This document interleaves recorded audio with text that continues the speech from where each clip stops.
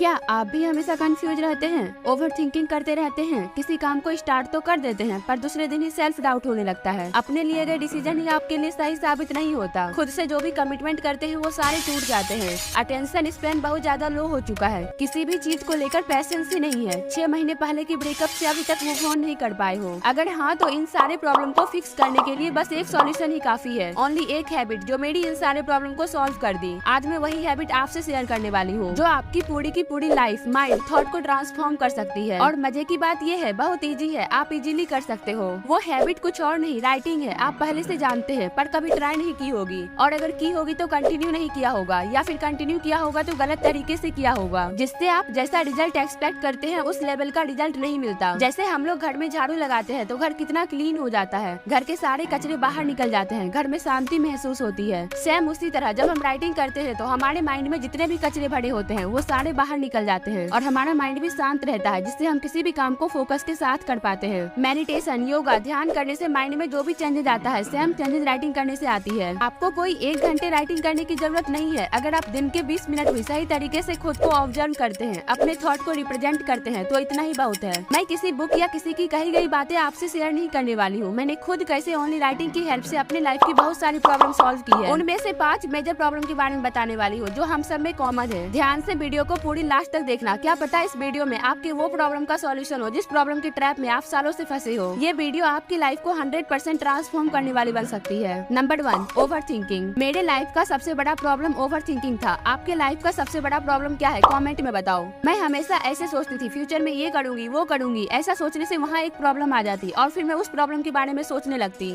ये वो प्रॉब्लम होती थी जो अभी हमारे लाइफ में एग्जिस्ट भी नहीं करती। थोड़ा कॉम्प्लिकेटेड हो गया। अगर आप एक ओवर थिंकर हो तो रिलेट कर पाओगे। इस प्रॉब्लम की वजह से मेरा प्रेजेंट में थोड़ा भी फोकस नहीं रहता। मेरी सारी एनर्जी, सारा टाइम सोचने में चला जाता। इस प्रॉब्लम को फिक्स करने के लिए मैं राइटिंग की हेल्प ली। डे में ज्यादा टाइम नहीं मिलता तो मैं नाइट में डेली खुद से क्वेश्चन करती थी और उसे लिखकर सॉल्व करती थी। जैसे आज मैं सबसे ज्यादा किस टॉपिक पर ओवर थिंकिंग की हूँ, ऐसा कौन सा थॉट है जो मेरे माइंड को सबसे ज्यादा डिस्टर्ब किया है, और फिर मैं वो थॉट को लिखती एंड फिर क्वेश्चन करती, क्या ये प्रॉब्लम कल आने वाला है, इस महीने में आने वाला है, इसका कंट्रोल मेरे हाथ में है या नहीं, क्या ये प्रॉब्लम सच में एग्जिस्ट भी करती है या ये मेरा इमेजिनेशन है। 99% थॉट तो यही क्लियर हो जाती थी और फिर मैं प्रॉमिस करती थी अब मैं दोबारा इस टॉपिक पर नहीं सोचूंगी। ऐसे मैं डेली 1-2 थॉट को क्लियर करती थी और धीरे धीरे 2-3 दिन में ही मेरा माइंड प्रेजेंट में रहने लग गया। अगर आपको ओवर थिंकिंग का प्रॉब्लम है तो बस एक बार ट्राई करके देखो, आपको 100% रिजल्ट मिलेगा। Number 2, breakup, depression, anxiety. अगर हमारा ब्रेकअप होता है या हमारे साथ कुछ बुरा होता है या किसी ने कुछ कह दिया तो हम अपना बहुत ज्यादा टाइम, महीने, हफ्ते, कई तो सालों गुजार देते हैं इन सब के पीछे। डिप्रेशन में चले जाते हैं और रिटर्न में सिर्फ रिग्रेट ही मिलता है। हमें मेंटली स्ट्रांग बनना होगा। हमें किसी भी प्रॉब्लम को, चाहे वो कितनी ही बड़ी क्यों ना हो, 1 दिन 1 हफ्ते से ज्यादा नहीं देना चाहिए। अगर ब्रेकअप हुआ तो ऐसा नहीं है कि आपको पेन नहीं होगा, सैड नहीं होंगे आप, लेकिन ये आपको डिसाइड करना है कि आप कब तक सैड रहोगे। जो हो गया सो हो गया, एक्सेप्ट करो। लीजेंड लोगों के लिए हमेशा ही उनके टाइम की वैल्यू इमोशन से ज्यादा होती है। ऐसा नहीं है कि वो पत्थर दिल होते हैं, लेकिन वो मूव ऑन करना जानते हैं। जो चीजें हमारे कंट्रोल में नहीं है उसके ऊपर क्यों टाइम वेस्ट करना।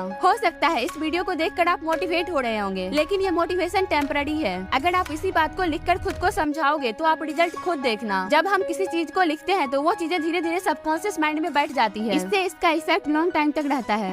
Number 3, laziness, procrastination. हमारे पास बहुत सारा काम होता है और हम करना भी चाहते हैं, लेकिन लेजीनेस और प्रोक्रास्टिनेशन हमारे सारे प्लान को डिस्ट्रॉय कर देती है। एक्चुअली हम लोग प्लान तो बनाते हैं लेकिन इसके लिए माइंड और बॉडी को प्रिपेयर नहीं करते, इसलिए माइंड और बॉडी सपोर्ट नहीं करती। हम पड़े रहते हैं और प्रोक्रास्टिनेट करते रहते हैं। इस प्रॉब्लम को सॉल्व करने के लिए हम डेली नाइट में सोने से पहले कल क्या क्या करना है इसका लिस्ट बनाएंगे और उनमें से 3 इंपॉर्टेंट काम को सिलेक्ट करेंगे जो हमारे लिए सबसे ज्यादा इंपॉर्टेंट होगा। अगर आप डेली इतना करके सोते हैं तो आपका माइंड और बॉडी इस काम को करने के लिए पहले से प्रिपेयर रहेगा, और जब आप सुबह उठोगे तो आपको एक्साइटमेंट रहेगी और आपको एग्जैक्ट पता होगा कि आज क्या करना है, कौन सा काम मेरे लिए इम्पोर्टेंट है। इससे आप प्रोक्रास्टिनेट नहीं करोगे और अपने काम को अच्छे से कर पाओगे। Number 4, confusion. अक्सर हम लोग अपने कैरियर, थॉट, डिसीजन को लेकर कंफ्यूज रहते हैं। अभी जो मैं कर रही हूँ ये मेरे लिए सही है या नहीं, क्या ये हमारे लिए अच्छा होगा। हमेशा हमारे माइंड में ये सब चीजें चलती रहती है। इससे हम किसी भी काम में अपना 100% नहीं दे पाते हैं। हम सोच तो रहे होते हैं लेकिन इसका सॉल्यूशन नहीं मिलता। सोचते रहने से माइंड में और भी कंफ्यूजन बढ़ जाती है। अब से जब भी आपको किसी चीज को लेकर कंफ्यूजन हो तो आप एक हैबिट बना लो। आप इसे माइंड में सॉल्व नहीं करोगे, आप लिखकर सॉल्व करोगे। इससे आपका कंफ्यूजन तो इजीली सॉल्व हो जाएगा। फिर जो आप डिसीजन लोगे वो 90% केस में सही ही होगा। Number 5, social media addiction. वैसे तो बहुत सारे प्रॉब्लम है, depression, anxiety, insecurity, health issue, bad sleep, but ये कहना बुरा नहीं होगा कि इन सारे प्रॉब्लम का 80% रीजन सोशल मीडिया एडिक्शन ही है। आप जिसे देखो, जब देखो, जहाँ देखो, सब फोन में लगे रहते हैं। मैं इस एडिक्शन को राइटिंग की हेल्प से कैसे कम की थी, इस पर मैंने डिटेल्स वीडियो बनाई है। आप ये वीडियो देख सकते हैं जो आपके लिए बहुत ज्यादा हेल्पफुल होगा। तो फिर हम लोग वहीं मिलते हैं।